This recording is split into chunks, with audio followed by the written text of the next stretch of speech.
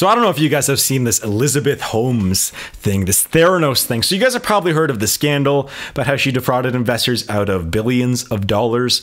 I'll give you a little bit of background in a second here, but you know, there's been a couple documentaries come out in the past month, and they've all been pretty good. And there's a big movie coming out where the average person's going to know who Elizabeth Holmes is because she's being played by Jennifer Lawrence in the movie. And I'm kind of excited for that because it's the same person who made the movies Big Short and I think Cheney, if I'm not mistaken, and I think some other movie too. I'm not quite sure. Anyways, so I'm excited for that movie coming out. I think it's called Bad Blood, actually. It's based on the book Bad Blood.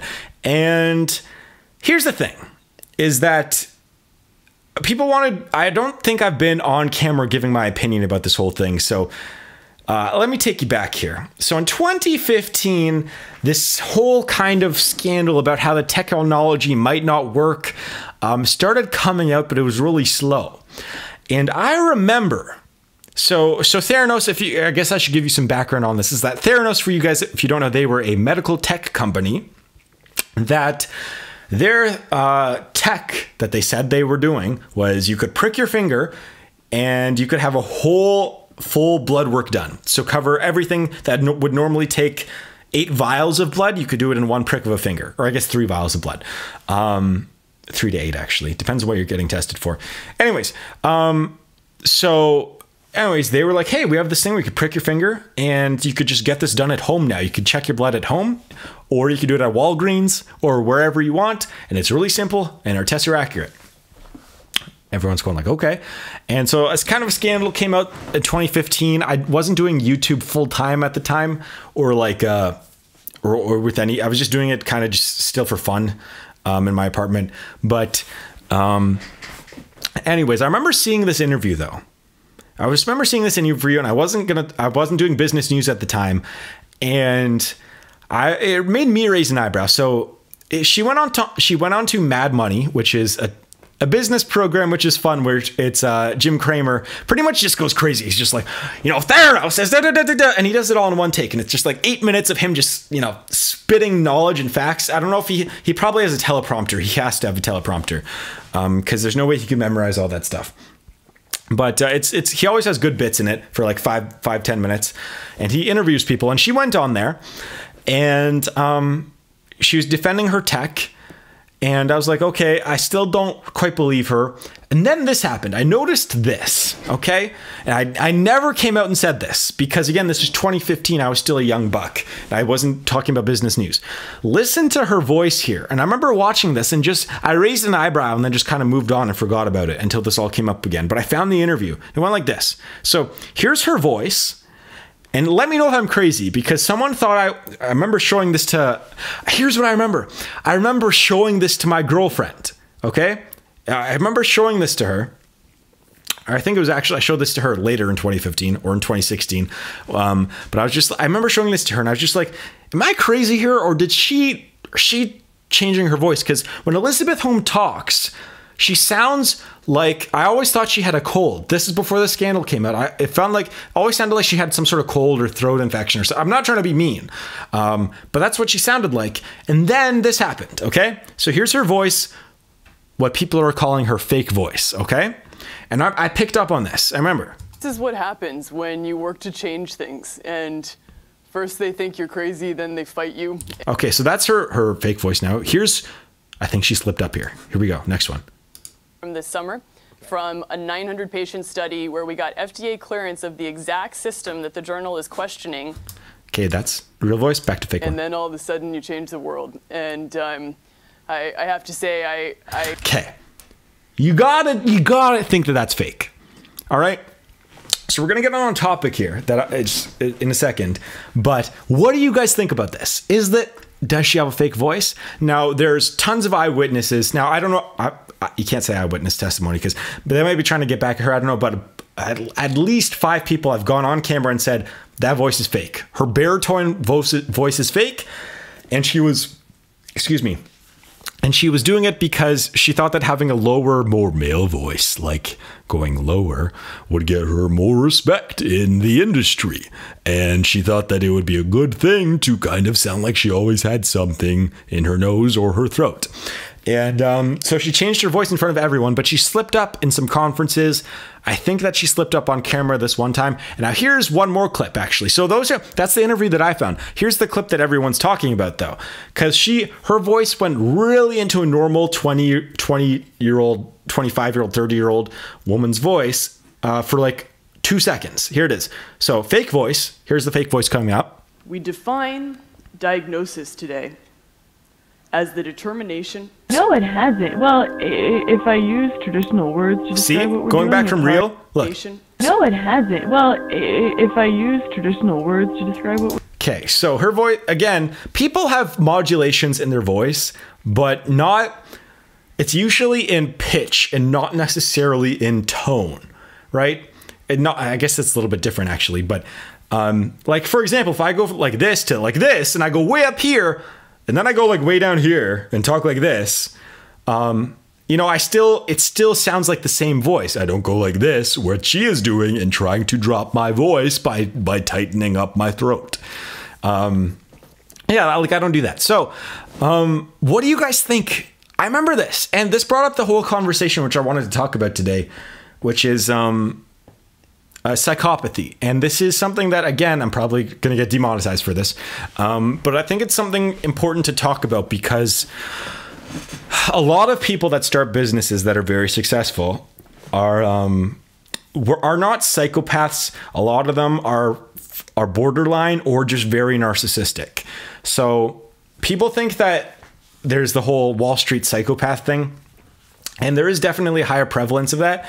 And people who are on Wall Street and entrepreneurs too, you have to be kind of crazy a little bit. And so people don't know about this line. So by the way, if you guys don't know, I'm heavily involved in science. I went to university for it. You know, I have background in all the sciences too. I went crazy.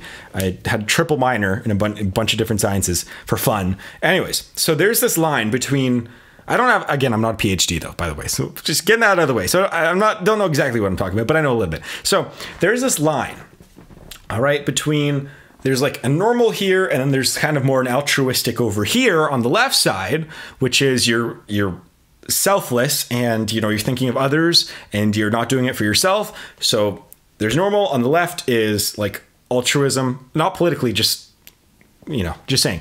And then on the right side, it goes narcissism. So you're selfish and you're okay and you lie a little bit and stuff. And then you go a little bit further, and then there's mild psychopathy, and then you go a little bit further, and then there's true psychopathy, which is people have this thing about psychopathy, and yeah, as entrepreneurs and billionaires, and it's kind of true, but it's a different kind of psychopath than the people that go out there and, you know, kill a bunch of people. So how do I explain this correctly? So actually, you know what? Here's a good example. Is that there's some traits, some tests you could take online. I've taken a few of them actually, and so there are some tests you could take online where, and I actually took one in person too, back in high school. So where it just asks you a bunch of questions, like 20 questions, 50 questions. Usually you need about 50 at least to have it be considered a decent test. But it'll be like, you know, are you willing to lie if it means that you're able to get what you want, or are you comfortable spending tons of hours alone? Are you able to, you know, it's just random stuff like that. Do you have social anxiety? Are you, you know, there's a bunch of questions. Go look them up online. And you know, for me, I've taken a few of them. I'm pretty much on the line of mild. I've had one where the one in person I took, I was actually the only person that they've had there. The only person we were on a trip, and then we had to take this psychopath test, and there was like 25 kids in the class. I was the only one that I got one number above what it is deemed to be a psychopath. And then I've taken some online where I got one number below. So I'm like kind of like on the fringe here. But here's the thing is that you kind of have to be crazy to be an entrepreneur in a lot of cases. Where you have to be willing to be very lonely. You have to be willing to pretty much be crazy dedicated to one thing and like ignore everything else. You have to be able to willing to ditch your family and friends for a lot of things. You hear this all the time. A lot of those traits are what appear on the tests. And it's not exactly healthy either to ditch your family and friends. Like people, I talk about this all the time, how I pretty much spent 3 months alone in a 10 by 10 office to build Joisk, to learn how to code. And then it took me a year to build Joisk, but I was talking to people a little bit more. Anyways, so here's the thing is that I would consider myself more of an entrepreneurial, like, I'm a little bit of a narcissist, but not too much. I try to, do what I can for other people. But a lot of entrepreneurial traits, you have to kind of have to be a little of a mild psychopath. Now, a lot of people, I'm going to guess Elon Musk is kind of like this too, to more an extent, or like people that are like even a Peter Thiel, like super smart guys. And I bet you that they would pass and be a mild psychopath. But the thing is, I think that you can be very successful if you are self-aware of it. If you know that you are crazy and you're not crazy towards hurting others and you're just crazy towards business, then a lot of the times that is different. That you can be successful and a good person and live a very good life. And like, again, it's different. And I think that Elizabeth Holmes, tying this all back in here, she went the lying route. And I don't think that she was doing it on purpose. I think that she just was not self-aware enough. And I think that there's a big difference. She was not trying to hurt anyone. I don't even think that she was trying to do this to steal a bunch of money or anything. I think that she was just trying to do what she thought would be good for the company. And I just think that she wasn't now obviously what she did was horrible, billions of dollars, gone away, lied to everyone. Actually, one of the things she did was she at the company had a couple thousand people at it, and the development team, so the people building the technology, were in a separate building than everyone else, because she didn't want the people building the tech to tell the other people, we don't have the tech and we're not even close to being ready. And so that is it's quite interesting. And this is something where you do have to be crazy if you want to, especially if you want to be a tech entrepreneur. You really do have to be crazy, and you have to be alone a lot. If you want to be especially a solo founder too, like Bezos. Bezos, it was him, his wife, and like one dude, and the one other dude, I forget his name, but he wasn't there full time right away. So it was pretty much Bezos himself, and then his wife would help out with accounting or whatever. I think Musk was like that with his first couple of companies. It just happens. You have to spend a lot of time alone working on the tech, and you have to be crazy to do that. It sucks. It sucks. Like, I have to spend all this. Again, I'm not a super successful person. Who knows? I'm doing pretty well for some of my age, but I'm not a super successful, multimillionaire dude who's built up a giant company. But I've done pretty well, and I've had to pretty much stay isolated from everyone else for about a year, where I've hung out with my friends once, and I've gone on dates with my girlfriend, but I've really hung out with my friends once in the past year. And are you willing to do that, to only take 1 day off, full day off a year to build a company? You kind of have to be crazy. Are you guys willing to do that? I don't know. It's funny, is I was watching this video online of a bunch of people close from here at the universities around here. Actually, we've been delivering to some of them, and people in the video, they were drinking their faces off. It was St. Patrick's Day. It was the biggest party in Canada, by the way. Clumped into one area. 33,000 people showed up to an area the size of 2 football fields. 33,000 people clumped in there, and there was someone on there that was drinking their face off, completely drunk, and she was saying how she started the business with her business partner, and she was excited for it, but she was like plastered. And all I could think was like, it's not going to be a big company, I'm betting.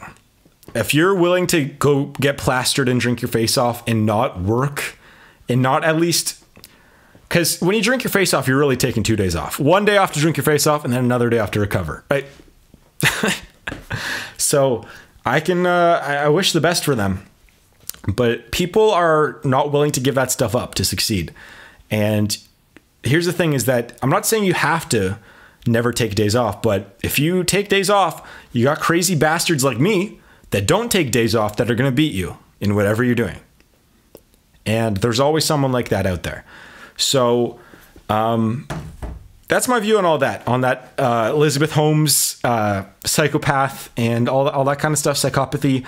What do you guys think? Do you guys think I'm right about any of this? Let me know in the comments down below. So anyways, that's going to wrap this video up, this podcast up. It's a pretty long one, so it's the first one, so give me a break here. But thank you for listening to all of it. I hope you guys enjoyed it. It's going to get better as it goes along, so if you have any questions, actually, if you have any questions you want me to answer, by the way, so if you're still listening to this, if you have any questions you want me to answer in the next podcast, I'll probably do one of these a week. Please leave a comment down below. Please leave a comment down below. I want some ideas to talk about in my videos. Yeah, for now, that's going to wrap this video up. So I would like to thank you very much for watching. Go check out the Joisk YouTube channel if you want to see some other stuff that I'm doing, or leave a like on this video, or remember to leave a review on iTunes, because I really want you to leave a review on iTunes. So you're all very beautiful people. Thanks very much for watching. See you guys soon.